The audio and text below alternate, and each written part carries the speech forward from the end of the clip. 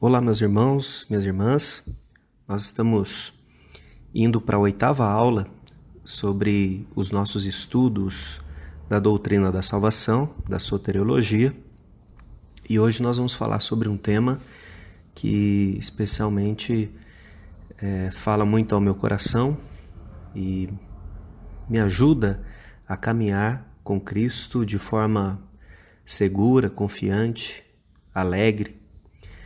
Então, eu convido você a abrir a sua Bíblia, e esse vai ser um texto de referência para nós, que é 1 João, primeira carta de João 3, versos 1 e 2.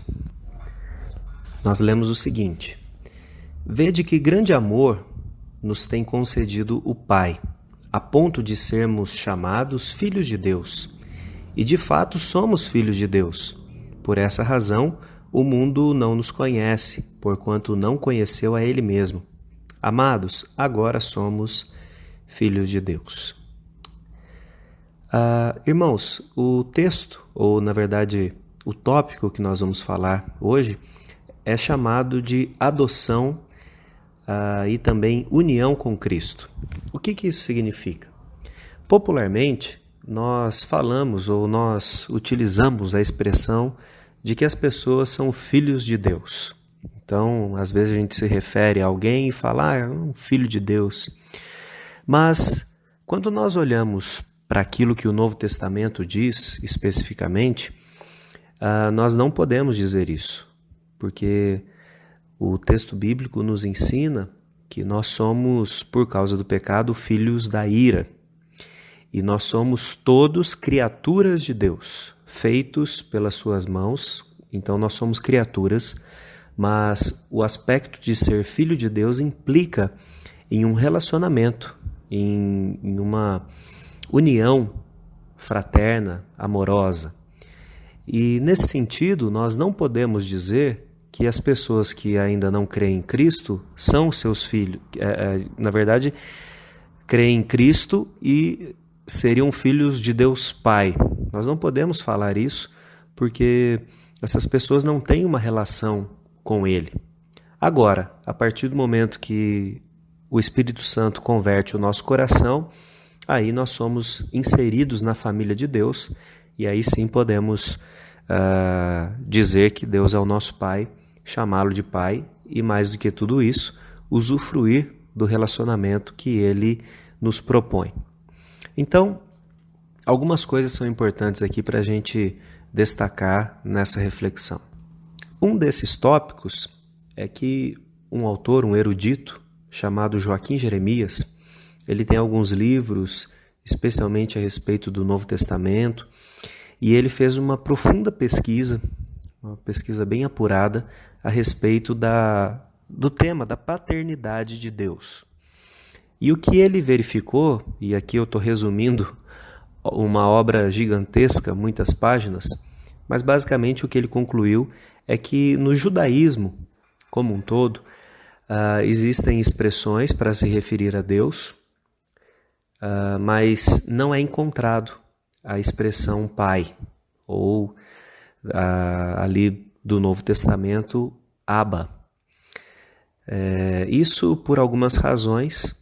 O judeu ele tinha uma percepção de Deus como criador, como sustentador, como líder do exército, como um conquistador.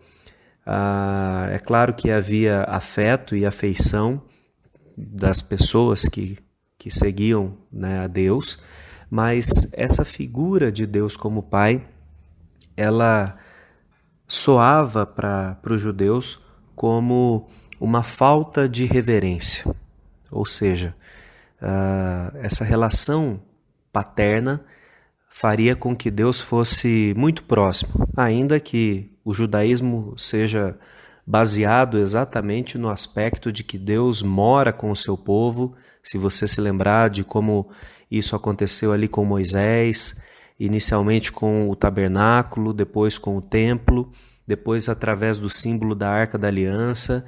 Diferente de outros povos, o Deus de Israel sempre foi um Deus presente, um Deus próximo, um Deus onde, ainda que não se pudesse ver, e há proibições, né, com relação às imagens, exatamente por isso. Porque não é necessário que o povo tenha uma representação de Deus, já que ele está, de fato, junto com eles. Mas, então, era esse o entendimento, basicamente, e talvez esse livro do Joaquim Jeremias, ele já é um pouco antigo, mas o que nós temos superficialmente de informações do judaísmo atual é que eles continuam com essa perspectiva também. Ainda que o judeu possa, em alguns momentos, usar essa expressão de que Deus é o seu pai, mas eles não o fazem de forma cotidiana, porque foge a esse princípio de temor e de respeito. É claro que a gente pode entender que chamar a Deus de pai não significa que nós o estamos respeitando menos, pelo contrário. O aspecto da relação de Deus como nosso pai deve gerar em nós um sentimento de profunda gratidão, respeito, temor, mas mais do que tudo isso, amor, né? Por tudo aquilo que Deus como nosso pai representa para nós. Dando ainda continuidade a esse tópico, quando nós olhamos para o Novo Testamento, nós encontramos Jesus fazendo uma inversão nesse aspecto, porque Jesus não só se referia a Deus Pai como seu Pai, mas se você se lembrar, em muitos momentos os fariseus inclusive se incomodaram com isso, porque ao dizer que ele era o Filho de Deus, o Filho de Deus ali aparece normalmente com um F maiúsculo, é um título, mas é também a afirmação dessa união. Então veja que a simples afirmação de Jesus de que ele era o Filho de Deus, ainda que fosse esse título do Messias, para o judeu, para o fariseu, soava como um desrespeito e como se Jesus estivesse saindo fora do que era o aceitável, né? Mas Jesus ele não só faz isso várias vezes, como ele em Mateus 6, por exemplo, Mateus 6, verso 9, ele instrui os seus discípulos a orar a Deus chamando de Pai, Pai Nosso. E ele utiliza ali uma expressão comum, né? Não era uma palavra específica ou uma palavra que ele tenha criado para se referir a Pai. Não, era a forma cotidiana das pessoas chamarem os seus pais. Então Jesus, ao fazer isso, ele nos ensina que Deus, Criador, aquele que está sentado no trono, que tem todo o poder, é também o nosso Pai, presente na nossa vida. Isso para aqueles que o seguem. Um ponto ainda para ser colocado aqui é que existe hoje diversas formas de uma heresia, de uma doutrina equivocada, que apareceu muitas vezes na história da igreja e hoje ela se apresenta de uma outra forma. Mas é a ideia de que nós e Jesus somos a mesma coisa, ou que nós somos iguais. Nós precisamos lembrar, como nós já falamos lá atrás sobre cristologia, de que Jesus, ele é homem, ele é Deus, mas nós somos diferentes dele. Então, hoje, alguns dos chamados pastores coach, e normalmente é gente jovem, é gente que fala muito bem, é gente que tem a tecnologia ao seu dispor, eles estão pregando aí no YouTube, e isso chove nos nossos WhatsApp, de afirmações do tipo: você é tão importante para Deus quanto Jesus. Você é a menina dos olhos de Deus, mas se Deus tiver que fazer uma escolha entre você e Jesus, vai ser você. E isso, dito do jeito que eu estou colocando aqui, já é alarmante, mas nós, de uma forma muito mais sutil, recebemos isso todos os dias, falando desse jeito, da nossa condição e da condição de Jesus. Então a gente precisa lembrar que no Novo Testamento Deus, o Pai, o Criador, se refere a Jesus, pelo menos em 3 textos de forma direta, e eu vou citar aqui para você, Mateus 3,17, Mateus 17, verso 5 e João 12, 18. Depois você pode ler com calma, aonde Deus chama Jesus de seu filho, e ele faz isso de uma forma que ele não faz com nenhuma outra pessoa e nem mesmo com algum dos seus profetas. Isso mostra para nós que Deus, o Pai, o Criador, trata Jesus de uma forma singular. Inclusive, quando a Bíblia se refere a Jesus, ela utiliza uma palavra para isso, que é a palavra unigênito, ou seja, o único gerado. Se a gente quiser colocar nesses termos, Jesus é o único filho legítimo de Deus, o Pai. Eu pontuo isso aqui, irmãos, para que a gente fique alerta com relação às mensagens que a gente fica compartilhando, que a gente fica assistindo, porque esse ensino, ele é um ensino equivocado, né? Nós não podemos nos colocar na mesma posição de Jesus. Jesus é infinitamente superior a nós, ainda que seja maravilhoso exatamente o aspecto em que ele se despe, né, dessa glória, e ele se coloca ao nosso lado como nosso irmão mais velho, se você quiser utilizar essa expressão. Então, eu vou ler aqui mais um texto, também, na verdade agora do Evangelho de João, capítulo 1, versos 10 a 13. Aqui nós temos o seguinte: o Verbo estava no mundo, o mundo foi feito por intermédio dele, mas o mundo não o conheceu. Veio para o que era seu, e os seus não o receberam. Mas a todos quantos o receberam, deu-lhes o poder de serem feitos filhos de Deus, a saber, aos que creem no seu nome, os quais não nasceram do sangue, nem da vontade da carne, nem da vontade do homem, mas de Deus. Esse aqui é aquele prólogo, né, que a gente chama do Evangelho de João, onde nós temos essas afirmações a respeito de Jesus e da sua divindade, a respeito da presença de Jesus ou da sua humilhação, no sentido de deixar a glória para se tornar homem. E o texto é claro em dizer que é através de Jesus que nós, aqueles que creem nele, passamos a ser filhos de Deus. A expressão que está aqui, ele deu poder para serem feitos filhos de Deus, não é que Jesus tirou uma energia que era dele e colocou em nós, mas é o aspecto de que ele nos adotou, que ele nos acolheu, trabalhou em nós, e à medida que ele nos transforma como ele mesmo é, nós somos feitos filhos de Deus, ou seja, ele abre as portas para que nós entremos na família de Deus. Então, ninguém é filho de Deus porque tem isso como se fosse inato, vem da pessoa, ou mesmo que merecesse ser filho de Deus. Na verdade, todos nós recebemos essa filiação como um presente, como um dom. Eu vou confirmar isso para você lendo o texto de Romanos, capítulo 8, versos 12 a 17. Diz assim: assim, pois, irmãos, somos devedores não à carne, como se constrangidos a viver segundo a carne. Porque se viverdes segundo a carne, caminhais para a morte. Mas se pelo Espírito mortificardes os feitos do corpo, certamente vivereis. Pois todos os que são guiados pelo Espírito de Deus são filhos de Deus.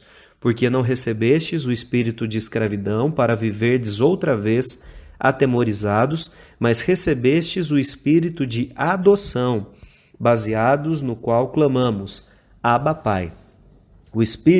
O próprio Espírito testifica com o nosso espírito que somos filhos de Deus.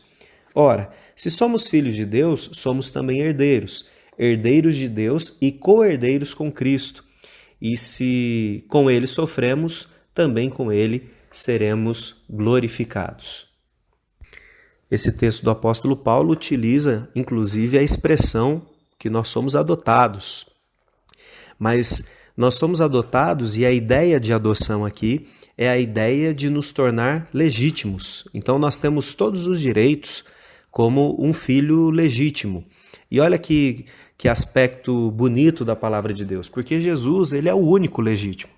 Mas é Ele mesmo quem nos capacita, quem nos dá poder para ser filhos de Deus. Ou seja, Jesus é quem abre a porta para que a herança que é dele seja dividida. E Ele faz isso porque Ele ama o Pai, entende o propósito do Pai e é graça para a nossa vida. Humanamente falando, se você conhecesse alguém que tivesse uma herança tão grande assim, provavelmente essa pessoa não abriria a porta para dividir a herança dela com você, ou dividir com tantas pessoas quanto são os filhos de Deus. Mas Jesus nos ensina isso fazendo dessa forma. Então, um dos direitos, se a gente pode utilizar essa expressão de sermos filhos de Deus, é que nós experimentamos a reconciliação. Esse é um aspecto importante. Nós estávamos em luta, em litígio contra Deus, mas agora nós fomos pacificados, nós fomos reconciliados através de Jesus. E não só fomos reconciliados para darmos um aperto de mão nas mãos de Deus e falar, bom, então a guerra acabou, levantamos aqui a nossa bandeirinha branca, cada um pode seguir a sua vida para onde for. Na verdade, o que nós fazemos é estender a nossa mão, se é que a gente consegue ainda fazer alguma coisa, mas eu vou usar essa forma de ilustrar, nós estendemos a nossa mão e Deus nos puxa para um abraço fraterno e imediatamente nos chama de filhos. E eu não tenho como não deixar de lembrar da parábola que Jesus conta do filho pródigo, onde ainda que o filho tivesse ofendido brutalmente o seu pai, o pai o trata com misericórdia, o chama de filho e faz isso de uma forma muito bonita, né? Então veja, nós temos o Pai, nós temos o Filho, o Espírito Santo, e todos os outros, eu, você, as pessoas que viveram antes de nós, os reformadores, Martinho Lutero, João Calvino, aqueles futuros evangelistas que farão um trabalho esplêndido nesse mundo, todos nós, independente daquilo que nós fizemos no reino de Deus, nós somos irmãos. Nós somos co-herdeiros com Cristo. Nós estamos num patamar igual, nós não somos diferentes, né? O único filho legítimo é Jesus. Todos nós, os outros, estamos lado a lado. Isso, nesse aspecto, né, social e relacional, isso deveria trazer para nós uma implicação na nossa congregação, na comunhão, muito importante. Porque se nós todos estamos em condição igual diante de Deus, é claro que nós entendemos que algumas pessoas têm uma experiência, uma intimidade com Deus, um conhecimento da palavra de Deus mais avançado, mais específico talvez do que o nosso, mas todos nós somos iguais. Então não pode haver separação. Não pode haver distinção entre nós. E veja que o que muitas vezes acontece nas igrejas hoje é exatamente o oposto disso. Nós podemos olhar para a igreja local e perceber que há uma distinção entre pessoas e pessoas, e nós olhamos para denominações e vemos nessas denominações diferenças também. Então, o presbiteriano se acha mais centrado porque tem teologia, o batista se acha mais especial porque é muito bom em missões, o congregacional se acha melhor porque entende que é mais democrático a sua forma de governo e assim vai seguindo. Mas não deveria acontecer isso, né? Eu acho que você já deve ter ouvido uma brincadeira, que é uma brincadeira bem... se você for honesto, você vai ver que ela é bem maldosa e talvez nunca devesse estar na boca de um crente, né? Quando nós falamos de presbiterianos e batistas, o pessoal brinca que nós não somos irmãos, que nós somos primos.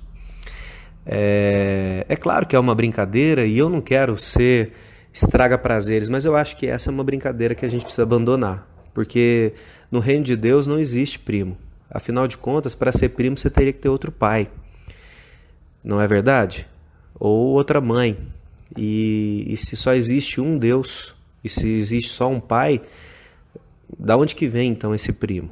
né? Não cabe para nós que entendemos a palavra de Deus, de repente, usar essas brincadeiras, porque isso acaba dando espaço para que a gente se afaste, para que a gente rejeite a comunhão com outras pessoas e nesse sentido nós podemos até deixar de aprender determinadas coisas que seriam muito úteis para a nossa caminhada de fé com esses irmãos e irmãs.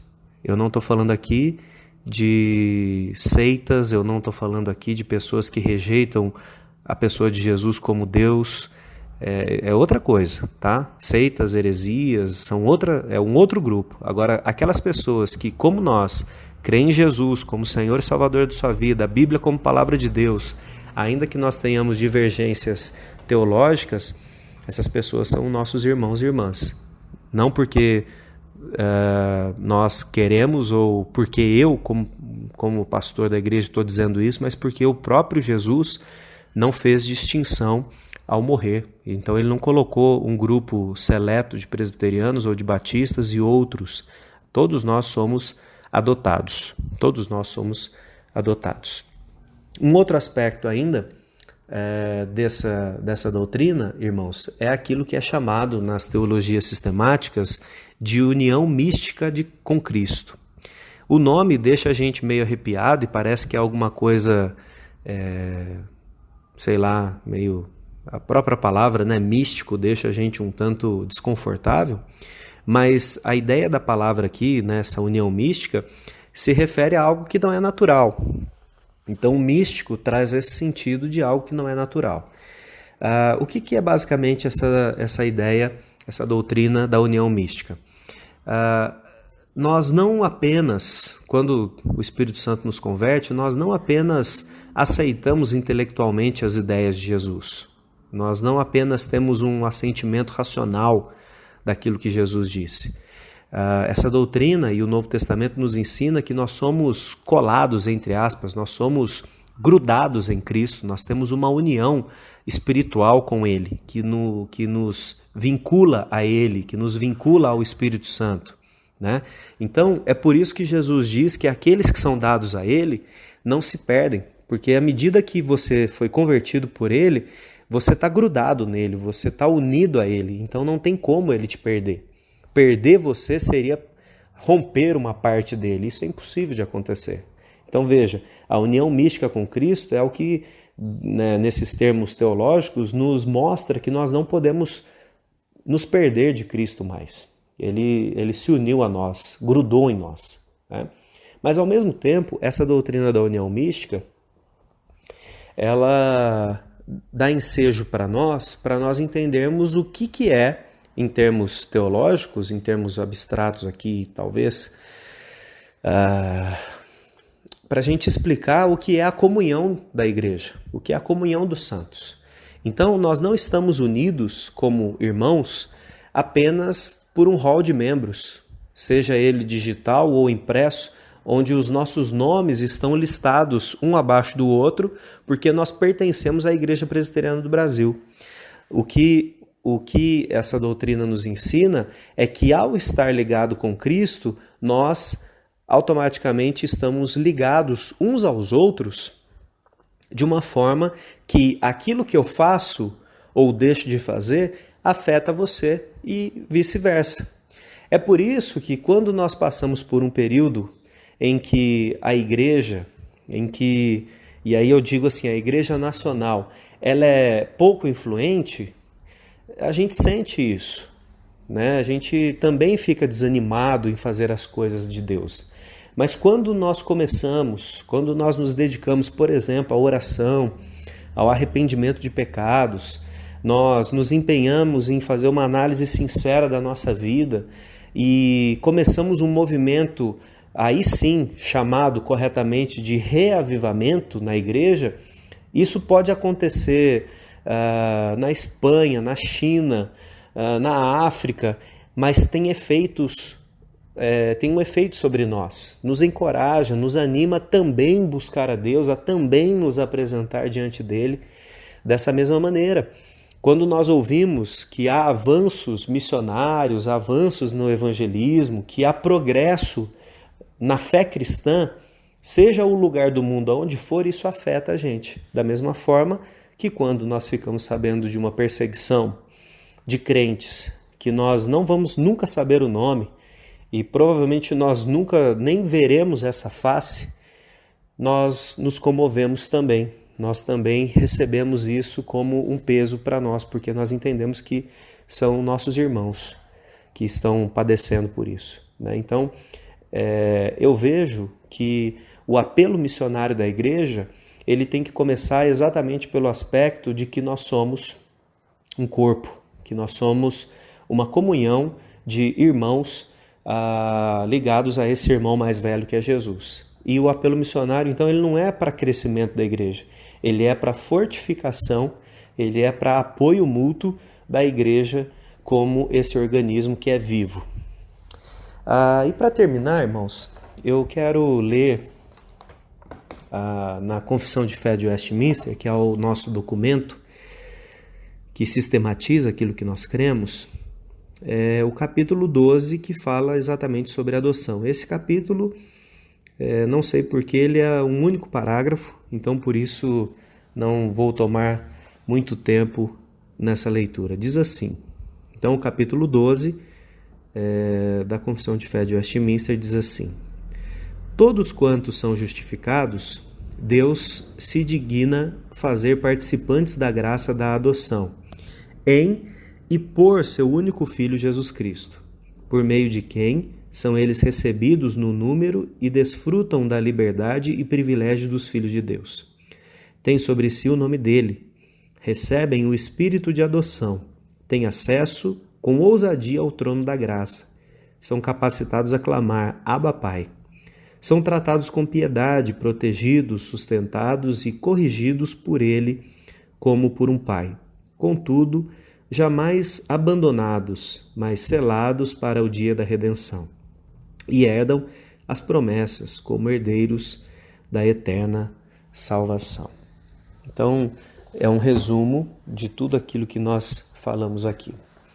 Se eu posso apresentar aqui algumas aplicações para você da doutrina da salvação, dessa doutrina da salvação, mas do aspecto da adoção, para mim, a doutrina da adoção é uma doutrina que traz muito conforto.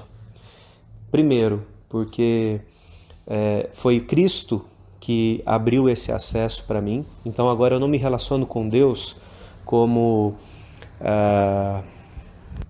um Deus distante, um Deus que está lá sentado no trono, tem controle de todas as coisas, mas é intocável. Não, ele é pai, ele é meu pai, eu posso chamá-lo de pai.